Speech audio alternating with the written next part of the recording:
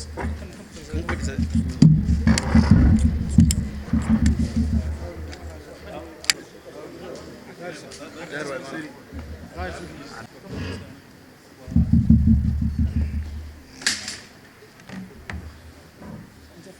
name is Mohamed here.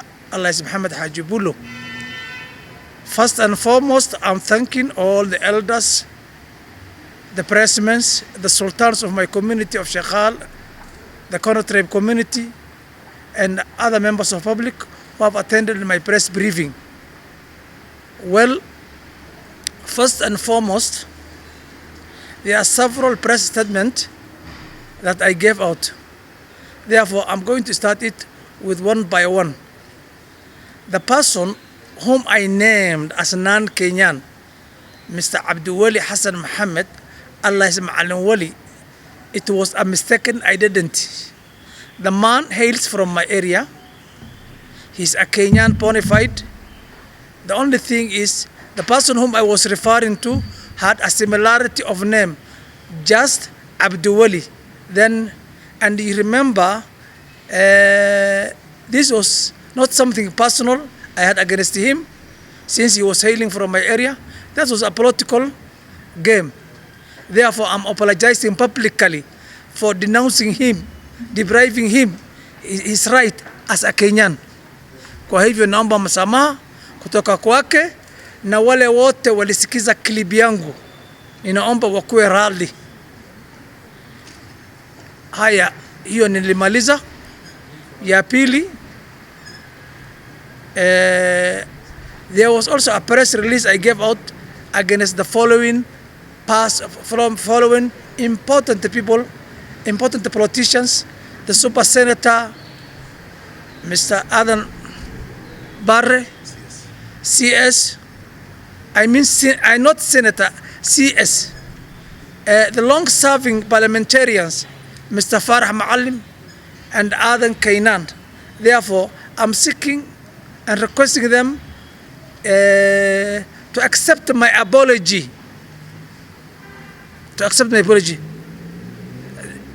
And once again, I'm saying, I'm requesting them to accept my apology, and no longer shall I use vulgar word against them. They are important to the society of the Somali community. They got a very big say. They command a lot of respect in the community. Therefore, disrespecting them is not the norm of the Somali culture. Therefore, I seek refuge from God, and I need Allah also to forgive me, and them to forgive me too. Lastly but not the least, I was a DCP member, eminent person from Northeastern region, also organizing secretary of Disability DCP League. Therefore, as from the date of today, this hour, I am defecting from that party to UDA party. The reasons for my defection: DCP has become an abusive party, and they do personalize. They don't have an issue, but day-to-day our activity is to penalize, abuse, hip vulgar words against other politicians. Other than having a good agenda for Kenyans, they don't have an agenda, but mambo yao tu, asubuhi, mchana, usiku ni kutusi watu, and inciting the people of Kenya against our beloved state. So, for the fear of Kenya to collapse, and for the sake of the Kenyans, I decided to defect. After closely studying the situation on the ground in northern Kenya, Marsabit, Cielo, Moyale, Mandera, Wajir, Garissa, inclusive of even Lamu, that DCP has got no chance of winning even a single seat. Therefore, I'm appealing to all Kenyans I'm appealing to all Kenyans, in particular in particular to the northerners who are still, the few still, who are in DCP, to defect back to UDA. Therefore, be informed, from now, I'm handing over the DCP card of mine to my Sultan, Sheikh Mohamed Said, and also our tribe elder, a very respected business elder, and also an elder in my community as a shagal. Lastly but not the least, I'm also thanking my community, as a shagal, and also corner tribe elders who have converged today, who have given out a lot of their time to convince me to come back to the fold. It has become even, going back to Northeastern has become even a dangerous threat for me, because I was even getting a lot of, I was even disowned by my own mother, that as to why I have joined Gachagua. And my mother is 85 years old, and she told me Gachagua is a bitter man. So therefore, I have decided once again and appealing to the all Kenyans to join back to UDA. Lastly but not the least, Abdirisakh, who is also my age mate, here he is. He also played a very big role. Therefore, God bless Kenya, and I have nothing else to say.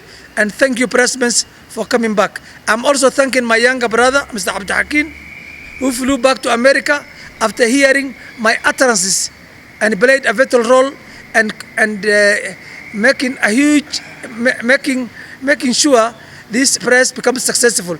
Thank you. God bless us all. Thank you so much.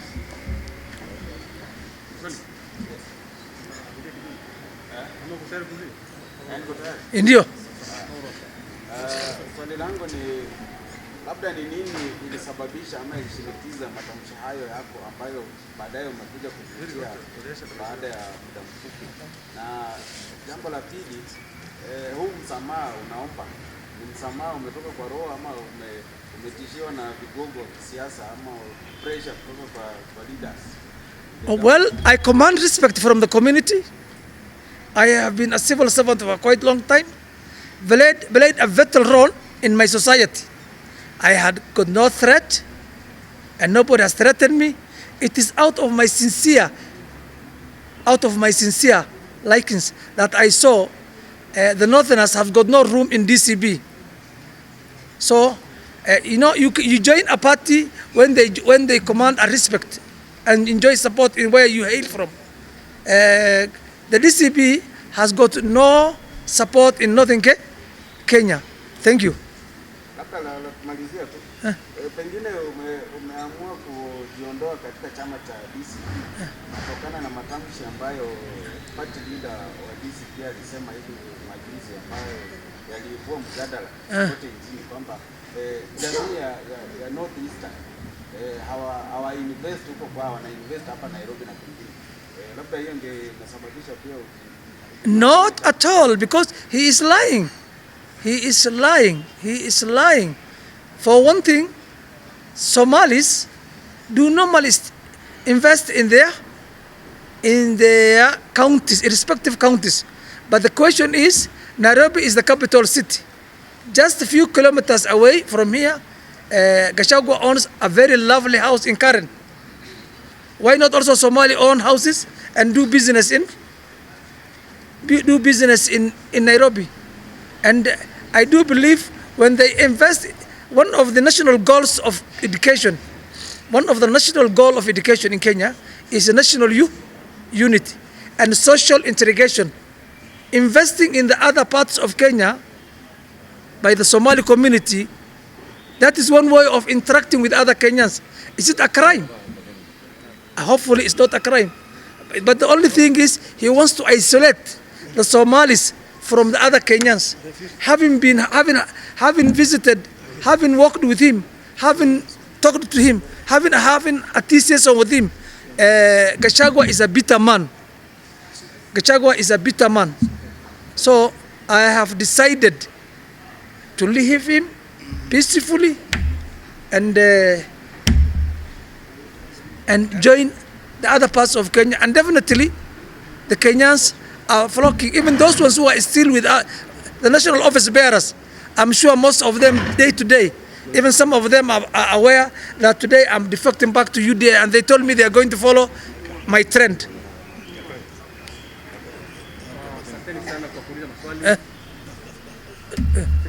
So how it's